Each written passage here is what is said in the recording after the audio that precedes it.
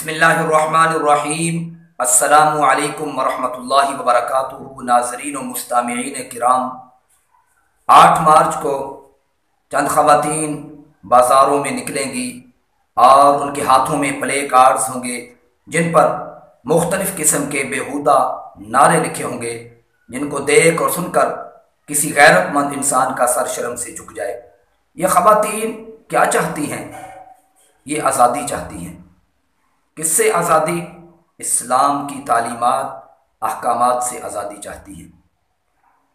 اگر تو یہ مسلمان ہیں اور اسلام جیسے مہذب، پاک دامن اور شرم و حیا سے وابستہ دین کی پیروکار ہیں تو پھر ان کے لیے یہ پیغام ہے۔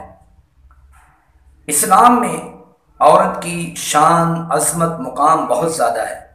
اسلام سے قبل بچیوں کو زندہ دفن کر دیا جاتا تھا۔ اسلام آیا تو ہمارے نبی نے فرمایا، جس نے 2 بچیوں کو پالا، ان کی نیک تربیت کی، قیامت کے روز وہ میرے ساتھ جنت میں ایسے ہوگا جیسے یہ 2 انگلیاں ہیں۔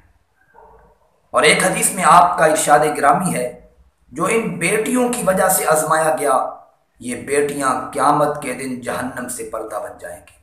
بلکہ جب قرآن حکیم میں اللہ رب العالمین نے اولاد کا تذکرہ فرمایا تو سب سے پہلے بیٹیوں کا ذکر فرمایا۔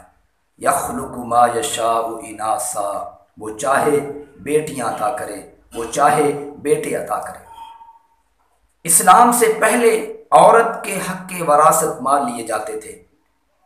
دین اسلام آیا، اسلام نے حکم دیا، وَلِلنِّسَاءِ نَصِيبٌ مِّمَّا تَرَكَ الْوَالِدَانِ وَالْأَقْرَبُونَ، خواتین کا حصہ وراثت میں مقرر فرمایا ہے۔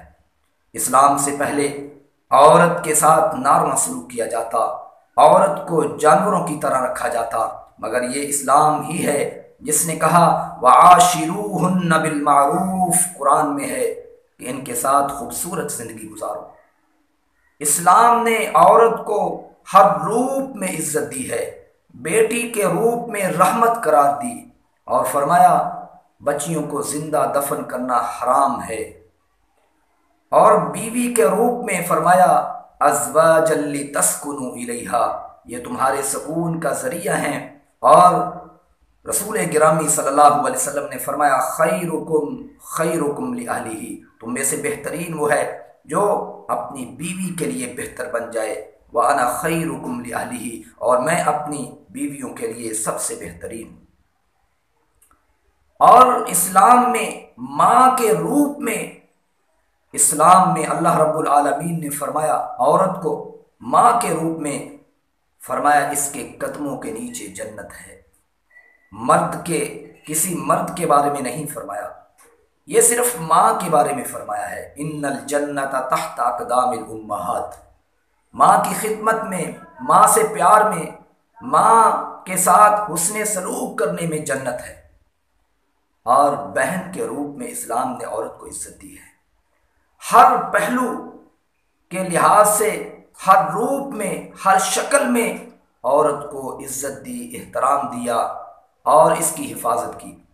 اسلام نے اس کی عزت کو بچانے کے لیے، اس کی شرم و حیا کو بچانے کے لیے کہا، عورتوں، مومنوں کی عورتوں، جو مومنوں کی بیٹیاں ہیں، جو مؤمنات ہیں، جو مسلمان گھرانوں کی بیٹیاں ہیں، ان کے لیے فرمایا یدنین علیہن من جلابیبہن، اپنے اوپر بڑی چادریں لے لو، اور فرمایا وقرن فی بیوتکن، اپنے گھروں میں استقرار پکڑو، تمہارا رہنا گھروں میں ہو، تم گھروں کی ہار سنگھار ہو، تم گھر کے لیے خوبصورتی ہو۔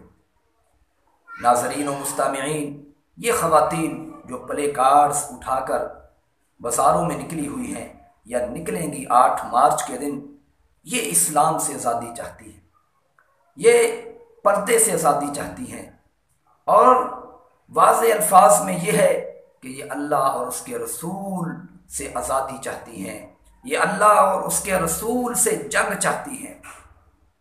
یہ اسلام نے ہی عورت کو عزت دی ہے۔